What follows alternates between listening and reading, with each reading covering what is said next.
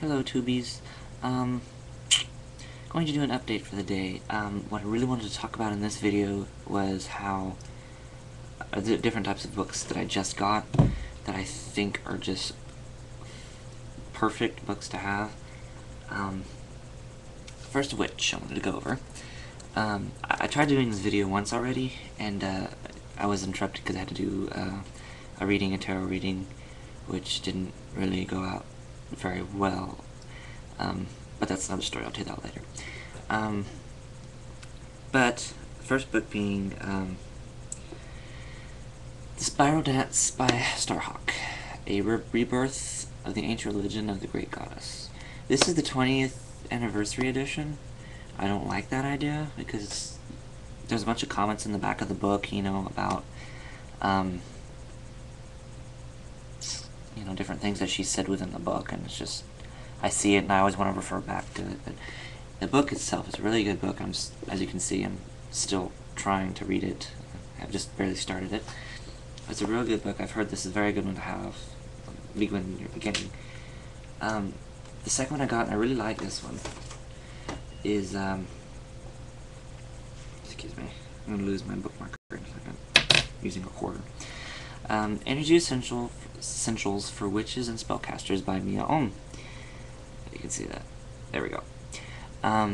Very good book. It helps us to sense energy physically. I haven't gotten to the back of it yet, but I do believe that there's some on visualizing the energy, how every person feels energy differently, how to use it effectively in spell work. Because the spell isn't just words and motions, it's the actual releasing of the energy. And that's why some spells don't ever really work, because we don't put the energy out there like we normally do. And I have felt that this has helped me very well when it comes down to, I charged my stones earlier. I finally got my obsidian runes, and I was charging those, and I'll show you those later though. But yeah, that came in good handy because it helps us to feel the energies differently within all the elements, within different objects, within ourselves, etc., etc. The next one I got, and I know people don't really like her. I don't know why, and I wish somebody would tell me why. But it's from Silver Raven Wolf, called A Witch's Notebook, Lesson in Witchcraft. This is a good book. It goes over cleansings like of the aura and then of our own energies. It says cleansing the sacred journey, tending your spiritual garden as above so below, which is herbal. It's just a notebook type of thing that she's put together. Preparing an aura cleansing water. Let's see, what else does she have in here? She has yeah, can't say that. Higher mind attunement, things of that nature, art visualization techniques. Really good idea book. I haven't started it yet, but because as you can see, I'm working on 2 or 3 different other books. But I'll get to that one eventually. But it seems to be very interesting so far. Lastly, I don't know if I should read that. But lastly, I'm trying to figure out more of the herbal magic thing, because, you know, I told you I was working with the herbs and how I can use them. I asked what parts were because I had no idea what that was, and no book would tell me. But I got The Secret Craft of the Wise, Magical Herbalism by Scott Cunningham. And Scott Cunningham, who is a great green witch, when it comes down to the herbs and things of that nature. He had a massive herb garden, I believe, from the video that I've seen of him. But yeah, so I'm going to start working on this one pretty soon too. But it's a really good idea because it goes over magical names of herbs, flowers, trees, and roots. And it has which is herbal, or a collection of herbs. Herbal reeds. I guess that's like law, I guess. A list of baneful herbs and flying ointments, as he calls it. Used mainly for, like, what did it say? For, like, astral projection and things of that nature.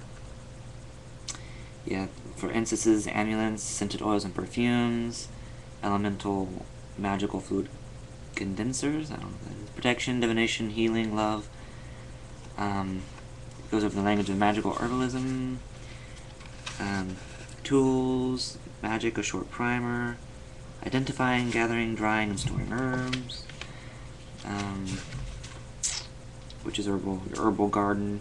Magical names, of course, baneful herbs and flying ointments, which he says is the magical and psychic use of belladonna, amanatia, muscaria, I guess that's Latin terminology for it, hellebore, hemlock, hemp, henbane, and the famous flying ointment used to conduce astral protection.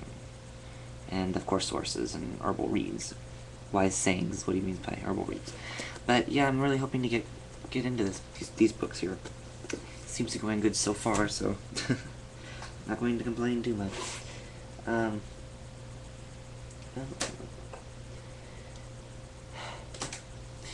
Sorry. I